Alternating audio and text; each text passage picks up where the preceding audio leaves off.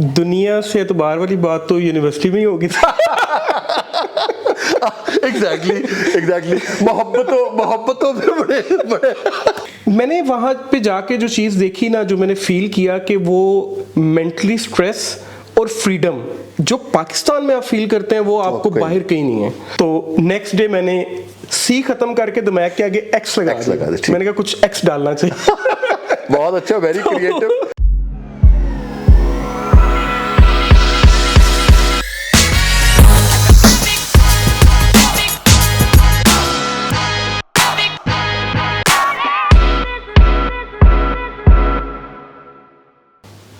अस्सलाम वालेकुम जी, second thought with Haseeb Khan के साथ मैं हसीब खान आपकी खिदमत में हाजिर हूँ।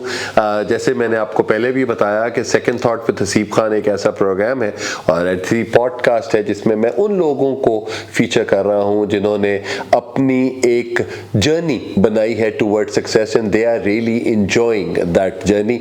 और सबसे ज़्यादा प्राउड मोमेंट एक उस्ताद के लिए यही होता है कि वो अपने स्टूडेंट को इंटरव्यू कर रहा हो on the basis of his success that he has gained. और मेरे आज के जो मेहमान हैं, he is my student and I proudly say that he is my student. So Ladies and gentlemen, I present to you my student Waqas Mekan. अस्सलाम वालेकुम वकास। वालेकुम अस्सलाम। कैसा है बेटा? अल्हम्दुलिल्लाह। तबीयतें ठीक है? मुझे तो वो टाइम को 10-12 साल पीछे चले गए हम, और वहाँ पे हम इकट्ठे बैठे हुए जो स्पोर्ट्स फेस्टिवल हो रहे होते थे, जो कल्चरल काम चलते थे, तो वो हमें एंजॉय कर रहे होते थे। ऐसे ही है? एग्जैक्टली ऐसे ही है। तो ये पूरी जर्नी जो यहाँ से स्टार्ट हुई एक पढ़ाई करने से, और उसके बाद अचानक रियल एस्टेट के अंदर आना, ये क्या ये अचानक वाला सफर था या कहीं कोई स्टेप बाय स्टेप कोई ना कोई काम चलता रहा आगे? बिल्कुल ऐसे ही है। इवन कि जब आपको याद होगा कि जब मैं यूनिवर्सिटी में था तो तब भी मेरे कुछ बिजनेस थे, तो मैं वो साथ साथ उनको लेके चल रहा था। But that was I think my struggling life, और उसमें चीज़ें चेंज भी हुई, मूव भी हुई, और बस टाइम के साथ साथ आप कह लें कि बस चलते चलते बस यहाँ पहुंच गए, और यहाँ से फिर अल्लाह ताला ने। मैं हर एक से ये सवाल करता हूँ कि बचपन में यही करना था या कुछ और करना था? अगर ये सोचा हो कि यार बचपन मैंने बड़े होके ये बनना है। नहीं, बेसिकली बचपन में ये नहीं सोचा था कि ये करना है। लाइक बचपन में यही सोचा था कि किसी गवर्नमेंट जॉब में किसी अच्छी जगह पे जो है वो प्लेसमेंट हो जाए, तो बस दैट्स इनफ। तब लाइफ गोल्स यही होते हैं। बिल्कुल ऐसे ही। लेकिन उसके बाद फिर अचानक चेंज मोमेंट कहाँ पे आया? देखो, बिजनेस तो आप पहले भी कर रहे थे, और बिजनेस के बाद that moving on with this thing, वो क्या हुआ कि कहीं कोई ऐसी चीज आई कि आपने कहा कि नहीं यार, लोगों पे से एतबार उठ गया है, दुनिया पे से एतबार खत्म हो गया है? तो क्या इस तरह की कोई चीज हुई, या आपने, या कोई इतने टफ टाइम्स आ गए तो आपने कहा कि नहीं, आई नीड टू चेंज? दुनिया से एतबार वाली बात तो यूनिवर्सिटी में ही होगी। एग्जैक्टली मोहब्बतों में बड़ी चीजें हुई, वो ठीक, वो बात समझ आ गई। उसके बाद फिर जब मैं यूनिवर्सिटी में था तब मेरा साथ में गाड़ियों का भी था, शोरूम का था, और उसके साथ में आपको याद है हमने कैफे यस एग्जैक्टली। तो यहाँ पे बहुत अच्छी सी निहारी मिला करती थी, और वो बड़ा मजेदार पिज्जा और ये वाला आपने मॉल शुरू किया था। यस, उसको चलाने की बड़ी कोशिश की, लेकिन कैफे में जो शेफ है ना, हाँ, वो इम्पोर्टेंट है, वो बहुत इम्पोर्टेंट होता है। तो वो मैंने एक हायर किया, दूसरा हायर किया, तीसरा हायर किया, लेकिन जो चीज़ मैं चाह रहा था वो चीज़ वो डेवलप नहीं हो रहा था। फिर मैंने मूव किया, फिर आपको याद होगा मैं साउथ अफ्रीका चला गया, यूनिवर्सिटी में सेमेस्टर फ्रीज करवाया। वहाँ भी मुझे कोई ऐसा मजा नहीं है, मैं कहा नहीं यार, पाकिस्तान है, जो करना है उधर जाकर करना है। अच्छा, इसके ऊपर आते हैं, लोग सब ये कहते हैं कि ऐसी तो पाकिस्तान तो बाहर जाना चाहिए, तो आप एक वाहिद एक ऐसे आदमी यहाँ पे मुझे मिले हैं जो कहते नहीं यार, पाकिस्तान में सबसे ज्यादा बेहतर है। मैंने वहाँ पे जाके जो चीज़ देखी ना, जो मैंने फील किया कि वो मेंटली स्ट्रेस और फ्रीडम जो पाकिस्तान में आप फील करते हैं वो आपको बाहर कहीं नहीं है। तो इसलिए जब मैं वहाँ से वापस आ रहा था, मैंने सोचा यार मैंने इतने पैसे भी ज़ाया किए, सब कुछ किए, तो अब मैंने दोबारा बाहर का नहीं सोचना, मैंने जो करना है यहाँ पे करना। तो इसलिए फिर वापस आके मैंने जो है वो रियल एस्टेट का काम इस तरह से ज्वाइन किया कि मैं गाड़ियों का काम कर रहा था, मेरा शोरूम था, और उसके साथ मैंने 1-2 जगह पे इन्वेस्टमेंट्स की। ठीक। जब मैंने वो इन्वेस्टमेंट्स की तो वो जितनी देर में गाड़ी सेल होती है उतनी देर में वो प्रॉपर्टी सेल होगी, ठीक है, और उसमें अच्छा खासा बेनिफिट हुआ। तो वो फिर मैंने सोचा कि मैं क्या, नहीं यार ये गाड़ियों वाला काम छोड़ के ना तो रियल एस्टेट में जाना चाहिए। ठीक है, तो बस इस तरह तो रियल एस्टेट की जो मार्केट है, जो पूरी इंडस्ट्री है, उन्होंने वेलकम किया या वहां पे भी कंपटीशन था? रियल एस्टेट में बहुत ज़्यादा कंपटीशन है, और वहाँ पे किसी भी बिजनेस में या किसी जॉब में आप चले जाएं, डेफिनेटली लेग पुलिंग भी होती है आपकी, और आपको अपनी स्पेस खुद क्रिएट करनी पड़ती है।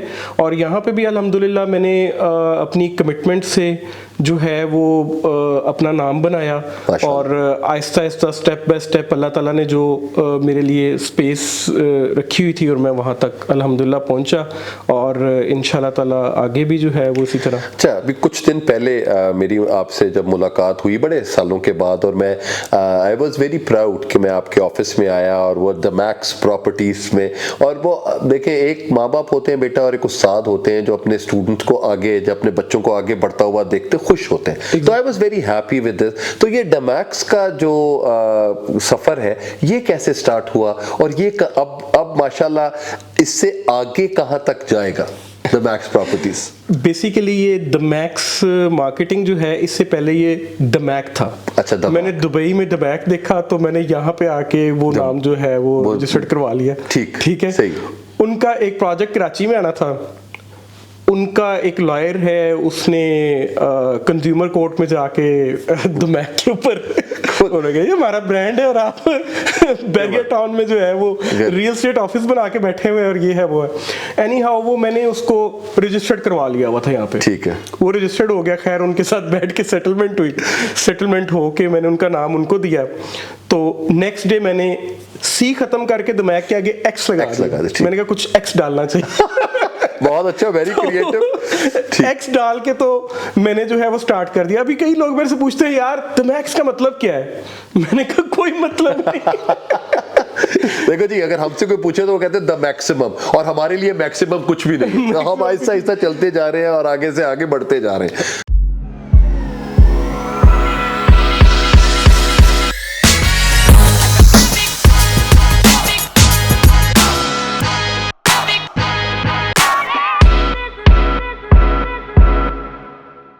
लाहौर में छोटे शहरों से लोग शिफ्ट हो रहे हैं, या हमारी पॉपुलेशन इंक्रीज हो रही है, उसके लिए हमारे लिए अलार्मिंग सिचुएशन है। सॉरी टू से, मेरा ये बिजनेस है, लेकिन फिर भी मैं इसके अगेंस्ट हूँ।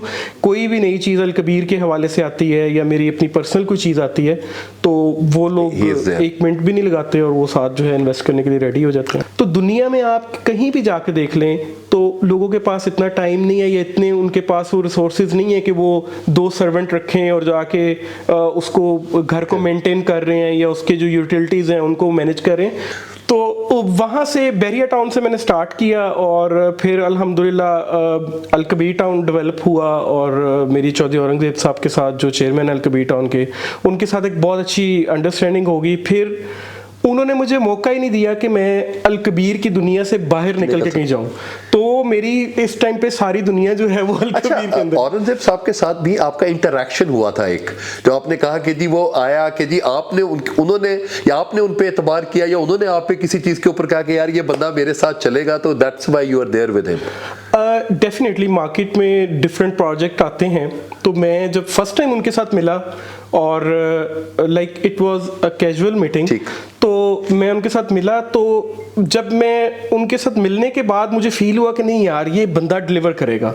और जिस टाइम में अल कबीर टाउन स्टार्ट हुआ 2017 में, तब रियल एस्टेट की मार्केट जो है वो बहुत ज़्यादा डाउन थी, बहुत ज़्यादा स्लम्प था, और मुझे इसमें चाम नज़र आ रहा था। उसकी वजह ये थी कि जिस कस्टमर को ये टारगेट कर रहे थे ना, वो लोअर मिडिल क्लास कस्टमर था। ठीक। तो मुझे समझ आया, मैं साथ अटैच हुआ, उन्होंने भी मुझे बड़ा सपोर्ट किया, और स्टार्टिंग से लेके अभी तक डे फर्स्ट से जैसे वो मुझे सपोर्ट करते थे, अल्हम्दुलिल्लाह आज भी वो उससे ज़्यादा बढ़ के सपोर्ट करते हैं, उनकी मेहरबानी है।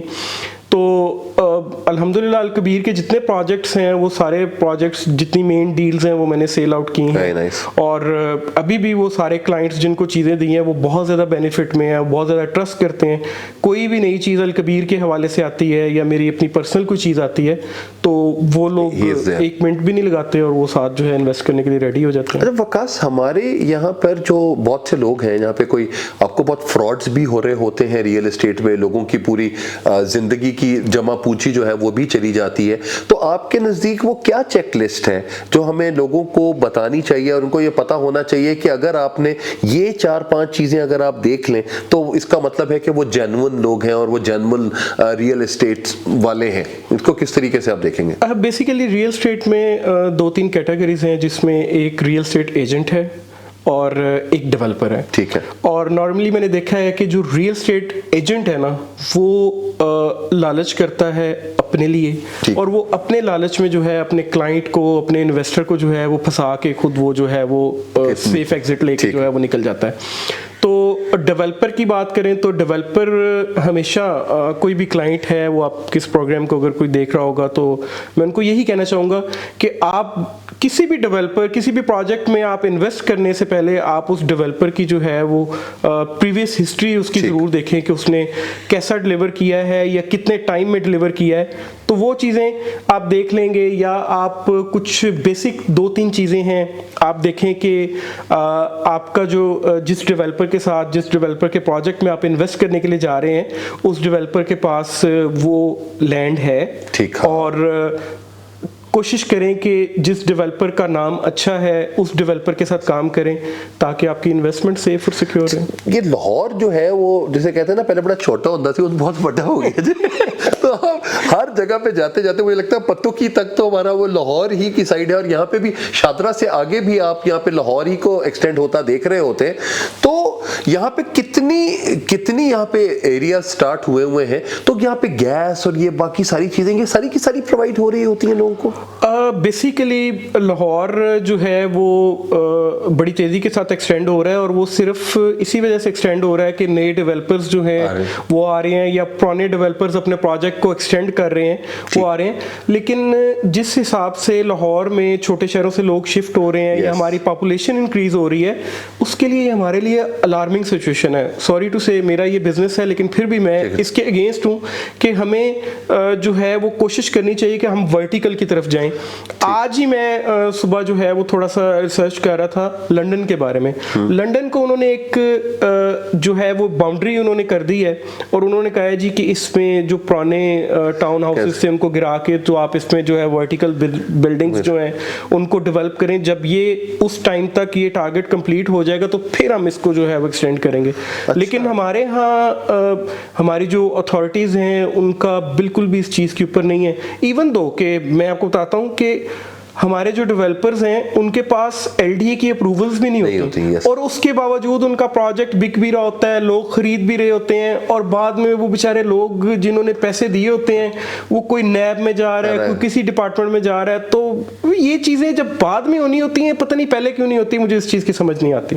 ठीक, लेकिन लोगों को अवेयरनेस देना, हमारे पाकिस्तान में ये मेरे अब्बा अल्लाह नसीब करे हमेशा कहते होते थे कि यार मैनू ना फ्लैटा दी समझ नहीं आती कि ना जमीन अपनी ना आसमान अपना। तो लेकिन आजकल की जो जिस तरह की हमारी लाइफस्टाइल्स चल रहे हैं उसमें ये अपार्टमेंट्स ही चल रहे हैं और ये वर्टिकल लिविंग ही चल रही है, दैट्स मोर वो गेयर। अच्छा, उसमें मैं आपको थोड़ा सा बताता हूँ कि हमारे पास जो लैंड्स अवेलेबल हैं जो लोगों की रेंज में हैं, वो आप कह लें कि लाइक राइवन रोड का एरिया है, कैनाल का बैरिया क्रॉस करके एरिया है। अभी न्यू एरिया जो डेवलप हो रहा है वो काला शकाकू जो है वो एक गोल्डन इंटरचेंज बनने के लिए जा रहा है, और काला शकाकू के सराउंडिंग में जितनी हाउसिंग सोसाइटीज़ हैं वहाँ पे इस टाइम पे मैं कहता हूँ कि इन्वेस्टमेंट अपॉर्चुनिटी बहुत अच्छी है। ठीक है। क्योंकि वो साइड ही लाहौर में रह गई है जिसने एक्सटेंड होना है, और जहाँ पे आपको रिंग रोड भी मिल जाती है, मोटरवे इंटरचेंज भी मिल जाती है। तो मैं ये समझता हूँ कि वो गोल्डन इंटरचेंज है जो कि वो जा रहा है। उसमें तो अभी लेकिन आप सेकंड प्रॉब्लम ये है कि हम लोग काम करते हैं, हमें काम करने के लिए गुलबर्ग एरिया जो है हमारा सेंटर एरिया जो है वो लाहौर का समझा जाता है, तो हमें बहुत ज़्यादा ट्रैवलिंग जो है वो करनी पड़ती है। अभी अगर आप गुलबर्ग में देखें तो मेरे ख्याल से एक महीने के अंदर तकरीबन 12 से 13 प्रोजेक्ट जो है वो लॉन्च होते हैं। अभी CBD का एरिया जो है वो डेवलप किया है गवर्नमेंट ने, बहुत अच्छा इनिशिएटिव है, उसमें भी वर्टिकल्स बनने जा रही हैं और 72 स्टोरीज तक जो है वो बनने के लिए जा रही हैं। तो अपार्टमेंट की मेंटेनेंस का इशू नहीं होता। घर में आपको लेट्स सपोज 5 मरले का घर अगर आपके पास है ना, तो आपको उसको मेंटेन करने के लिए कम से कम 1 से 2 सर्वेंट जो है वो आपको रिक्वायर्ड है। तो दुनिया में आप कहीं भी जाके देख लें तो लोगों के पास इतना टाइम नहीं है या इतने उनके पास वो रिसोर्सेज नहीं है कि वो 2 सर्वेंट रखें और जाके उसको घर को मेंटेन कर रहे हैं या उसके जो यूटिलिटीज़ हैं उनको मैनेज कर रहे हैं। अपार्टमेंट लाइफ आपकी इजी लाइफ है। अपार्टमेंट में बिल्डिंग जो है, जिस प्रोजेक्ट का अपार्टमेंट है वो बिल्डिंग वाले जो हैं वो उसको मैनेज कर रहे होते हैं। आपके पास जस्ट 1, 2, 3 बेडरूम्स जो हैं वो उसको आपको मेंटेन करना जो है वो बड़ा इजी हो जाता है। फिर आपका जो डिस्टेंस है अपने वर्क एरिया से वो बहुत ज़्यादा नियर होता है। फ्यूल सेविंग है, टाइम सेविंग है, तो बहुत सारी ऐसी चीज़ें हैं कि जो मैं समझता हूँ अपार्टमेंट की लाइफ आसान है। लेकिन एंटरटेनमेंट के हवाले से अगर देखा जाए तो वो जिस तरह आप अपने घर के अंदर लॉन में भी चले जाते हैं, बाहर स्ट्रीट में भी वॉक कर लेते हैं, तो अपार्टमेंट में वो थोड़ा सा चीज़ जो है वो है।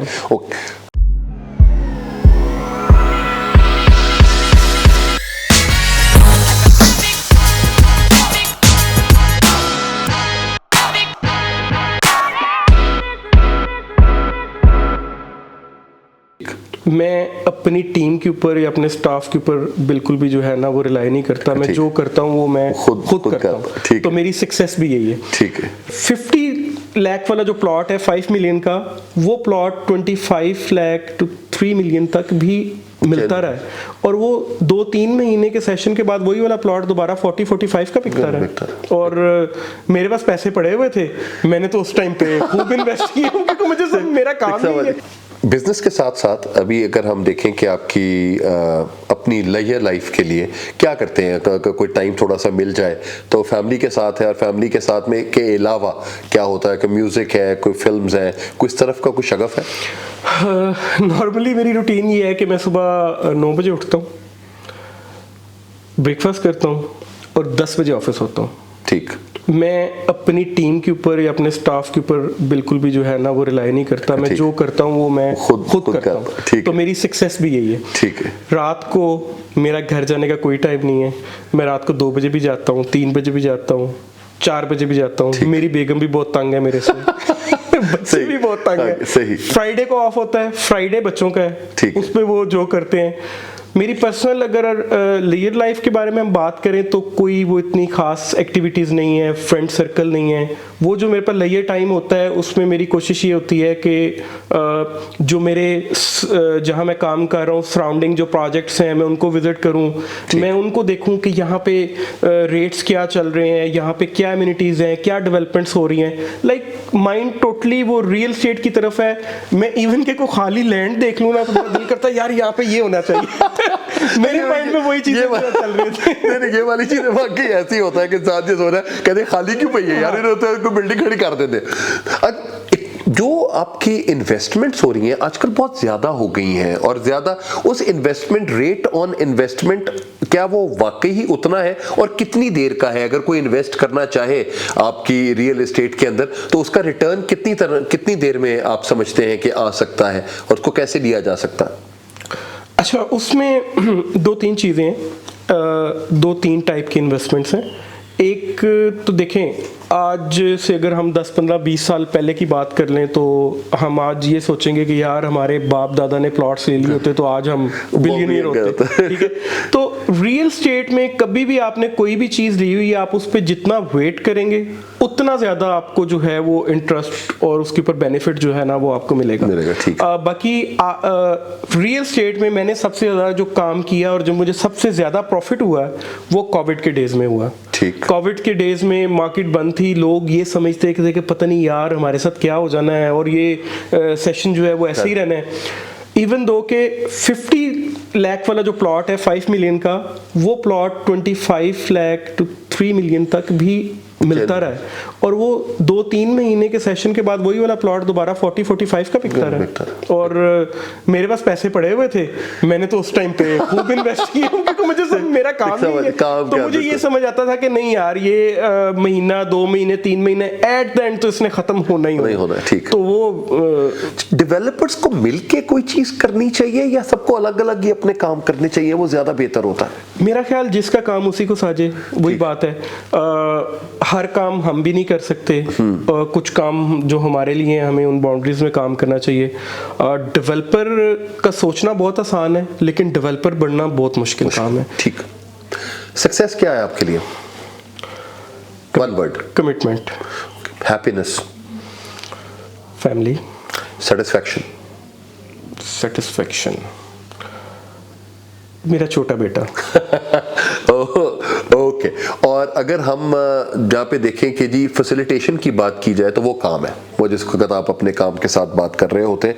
लास्ट क्वेश्चन, एक अगर हम यहाँ पे देखें नेक्स्ट 5 years लाहौर का जो पूरा, अगर आप ये आर्किटेक्चर देख लें या डिज़ाइन देख लें, तो कहाँ इसको देखते हैं? मतलब it would be more vertical Lahore rather than, या क्या होगा, किस तरीके का लाहौर होगा? एग्जैक्टली मैं तो यही चाहूँगा कि लाहौर वर्टिकल होना चाहिए। ठीक है। और द सेकंड थिंग इज़ कि जो नई हाउसिंग सोसाइटीज़ हैं, जो नई लैंडस्केपिंग्स होने के लिए जा रही हैं, उनको फ़िलहाल स्टॉप करना चाहिए। अभी हमारे पास बहुत सारी लैंड डेवलप पड़ी है, लेकिन वहाँ पे घर नहीं बन रहे हैं, वो इसी वजह से नहीं बन रहे, और वो ज़मीनें बंजर हो गई हैं। अब आप देखेंगे कहीं पे लाहौर के सराउंडिंग में हम देखते हैं कि काफ़ी ज़्यादा ऐसी जगह हैं जहाँ पे खेत अवेलेबल है हमारे पास, उन पे कोई फसल लग रही है ये वो, लेकिन सोसाइटीज़ डेवलप होने की वजह से हम उस फसल से भी हाथ धो बैठे हैं, और वहाँ पे उस सोसाइटी में उस स्पीड में घर भी नहीं बन रहे। हाँ। और वो इस वजह से नहीं बन रहे कि लोगों के पास इस टाइम पे बाइंग कैपेसिटी नहीं है, तो उससे अभी तो मुझे लगता है कि ये मंथली इंस्टॉलमेंट्स अच्छी होती हैं फॉर रियल एस्टेट। हाँ, ऑन ग्राउंड प्लॉट्स में, ऑन ग्राउंड प्लॉट्स में, लेकिन अगर आप वैसे हो तो वैसे नहीं। देखिए मैं थोड़ा सा फाइल सिस्टम के अगेंस्ट हूँ कि फाइल सिस्टम में कुछ डेवलपर्स जो हैं वो बहुत अच्छा डिलीवर कर रहे हैं, लेकिन वही बात होगी कि एक मछली जो है वो पूरे तालाब को गंदा कर देती है। तो बेचारे मेरे पास ऐसे लोग आते हैं, इवन दो के एक मैं अपने क्लाइंट का कोड करना चाहूँगा, he is a rickshaw driver, और वो बेचारा इंस्टॉलमेंट लेके आता है, उसमें 10-10 के नोट भी होते हैं, 20-20 के भी होते हैं, 50-50 के भी होते हैं, और उसमें से पसीने की स्मेल आ रही होती है, लेकिन वो अपनी मंथली इंस्टॉलमेंट रेगुलर पे करता है। और जब लोग फाइल में पेमेंट पे कर लेते हैं, 20-22-25 लाख रुपए का प्लॉट है, और जब वो एंड पे 3 साल बाद उसकी सोच होती है कि यार ये मेरे बच्चों के लिए प्लॉट बन गया है, अब मैंने उस पर घर बनाना है, तो एंड पे आके वो डेवलपर जो है वो डिलीवर नहीं कर रहा होता, और वो 25 लाख वाला प्लॉट आपका 10-12 लाख में बेच के जब वो निकलता है तो उसकी शक्ल देखने वाली होती है। एग्जैक्टली। तो इसका मतलब है कि लोगों को ये जो आपने कहा कि जी इजी इंस्टॉलमेंट्स किस चीज के अंदर आती हैं सबसे ज्यादा? इजी इंस्टॉलमेंट फाइल के अंदर आती है, लेकिन कुछ डेवलपर्स जो हैं, कुछ सोसाइटीज जो हैं, वो ऑन ग्राउंड प्लॉट भी डिलीवर कर रहे हैं इंस्टॉलमेंट के ऊपर। हाँ, वो ठीक है, वो करना चाहिए, उसको मैं 100% रिकमेंड। अगर उसमें किसी को लॉस हो जाए तो मैं उसको जो है वो कंपनसेट करने के लिए तैयार। Thank you very much Vikas, it was a pleasure talking to you, and I hope के बड़े सालों के बाद मुलाकात हुई और इस तरह की गपशप लगी। ऑन कैमरा वाली गपशप और होनी चाहिए, बगैर कैमरा वाली हो रहा है। मेरे आज के मेहमान थे जी विकास मेकन, और Vikas Mekan is a name in the real estate industry of Pakistan. तो हमें लगता है कि जी इसी तरह की सक्सेस स्टोरीज के साथ मैं आपको बांधे रखूंगा second thought with Haseeb Khan के साथ, क्योंकि जब हम सेकंड थॉट की बात करते हैं तो success is not about money, success is not about materialistic thing, success is all about satisfaction. और Vikas is a satisfied person who believes कि जो मैं काम कर रहा हूं उससे मुझे सुकून मिलता है और वो मेरे लिए बहुत अच्छा होता है। तो इसी तरह जी आप हमारे साथ जुड़े रहिए, इंशाल्लाह नेक्स्ट प्रोग्राम के साथ आपके साथ और मेहमानों को मुतारिफ करवाऊंगा second thought with Haseeb Khan के साथ। मुझे इजाजत दीजिए, अपना बहुत ख्याल रखिएगा। पाकिस्तान जिंदाबाद।